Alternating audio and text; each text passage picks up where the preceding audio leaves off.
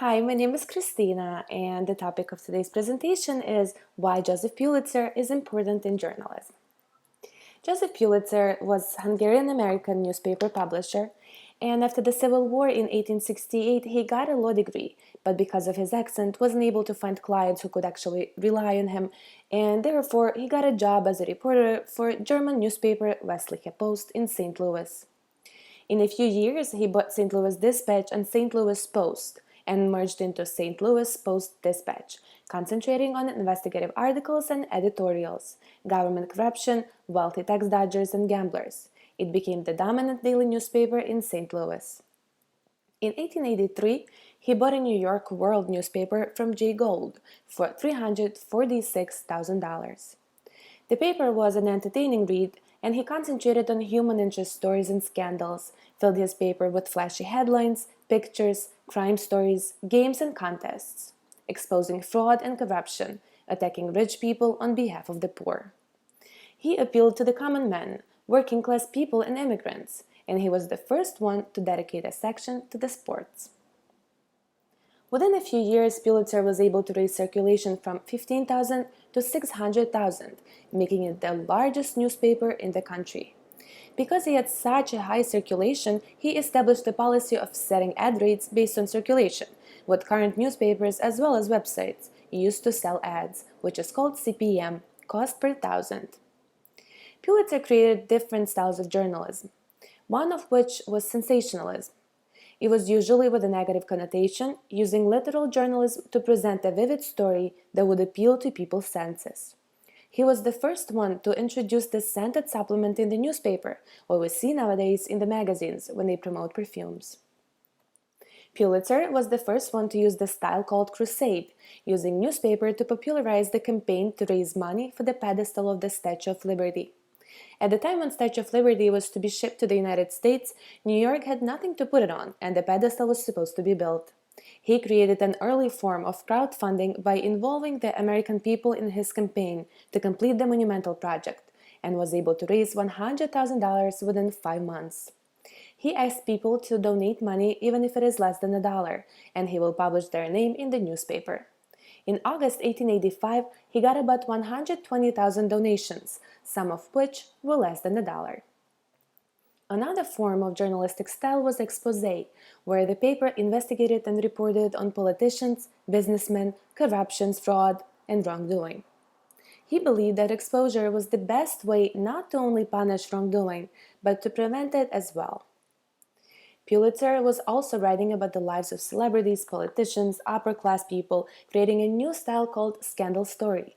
This was the beginning of the tabloid newspapers and gossip magazines we read today.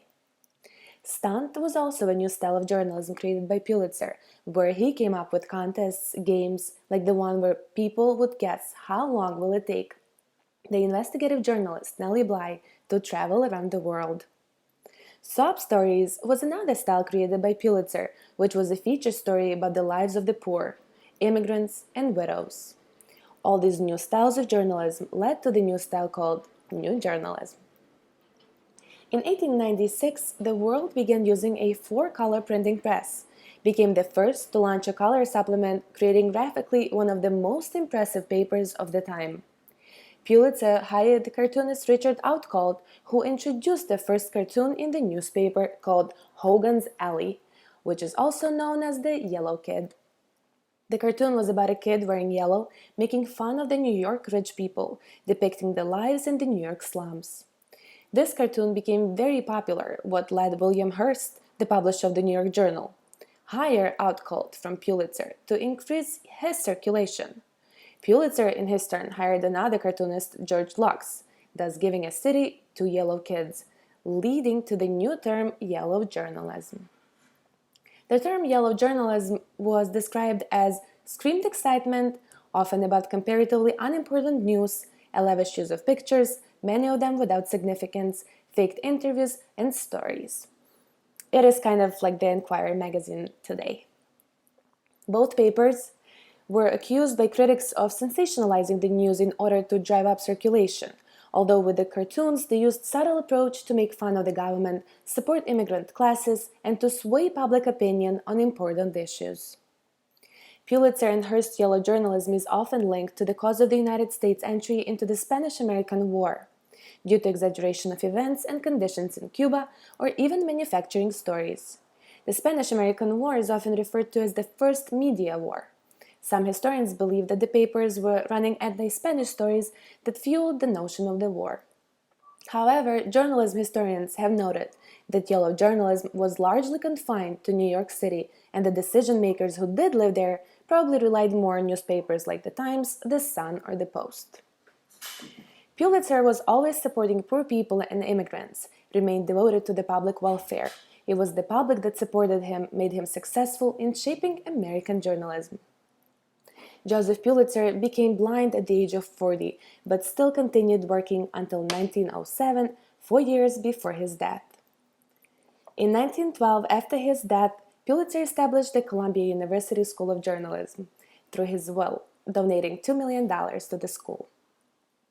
In 6 years after his death, Columbia University organized the awards of the first Pulitzer Prizes in journalism, and the awards have been expanded to recognize outstanding achievements in literature, poetry, history, music, and drama. And that's all about Joseph Pulitzer, and if there is something that you're interested in learning, comment below, give me suggestions, and I'd be happy to do a presentation on it. Thank you.